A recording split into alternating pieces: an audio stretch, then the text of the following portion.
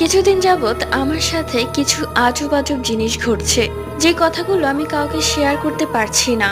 মাঝে মাঝে মনে হয় রাতের বেলা কেউ যেন আমার বুকের উপর চেপে বসে আছে, কিন্তু আমি আমার রুমে একা থাকি, তাও আবার ভেতর দিয়ে গেট লাগিয়ে।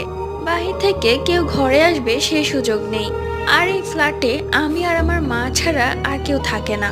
বাবা তো বাহিরের দেশে থাকে।